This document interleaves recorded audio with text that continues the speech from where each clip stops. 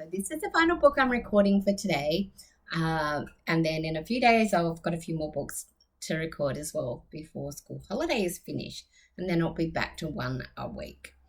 So I started the series of readings with the Granny Donkey. And I've now got the Stinky Wonky Donkey. So back to where it all began. And it's written by Craig Smith and illustrators by Katz Cowley. Let's read the Stinky Wonky Donkey.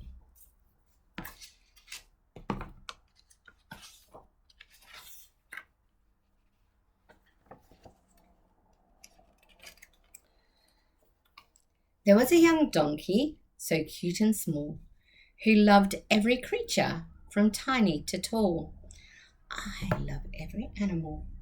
Of that there is no doubt. I love them so much.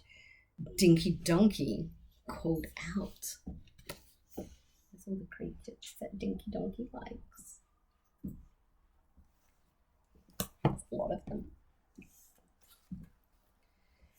Really? Says Wonky. Which do you love best? Which animals do you love more than the rest?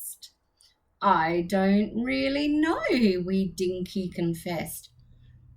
I've never thought which I love more than the rest.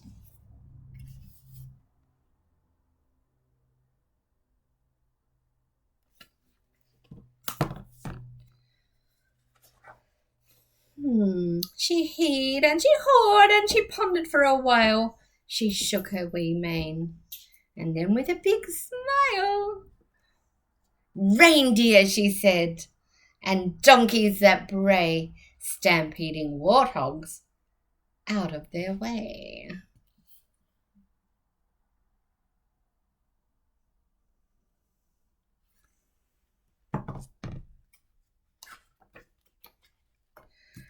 I love hippopotamus, zebra, and goats. I love beautiful horses with smooth, glossy coats. With all of my heart, I love lambs too, camels and antelopes and cows that go moo. Dinky is having a really hard time finding one favourite. I think Dinky is finding something fabulous in each of them.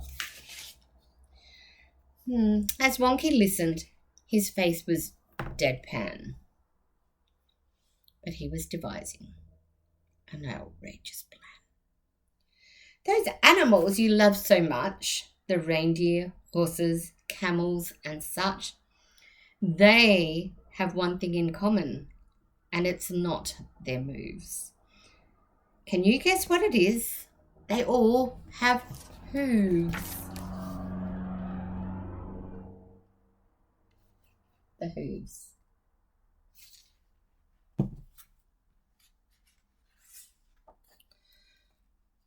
You love hooved animals with all your heart, and that makes you a hoof-hearted, he said, feeling smart.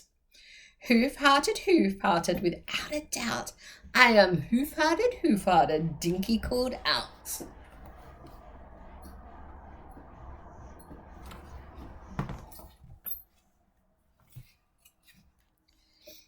Her daddy then brayed aloud happily. Is your granny hoof-hearted? He asked with glee. Off Dinky trotted and was back in a tick. Granny says she's hoof-hearted, and then had a giggling fit. Laughing some more, Wonky then said, Go and ask Mummy, she's out in the shed.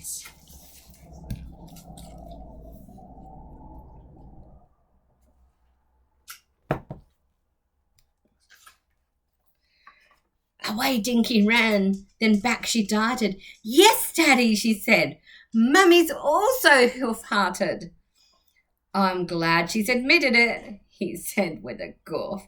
Dinky's dad was now rolling around on the floor.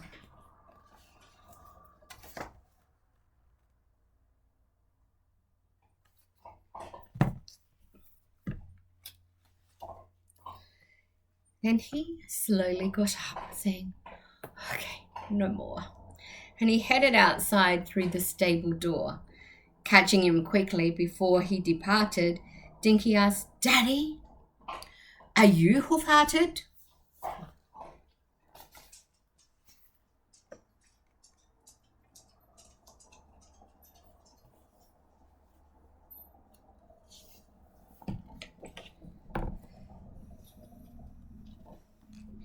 "Well, Dinky," said Wonky, "to tell you the truth and to answer your question, yeah, pull my hoof."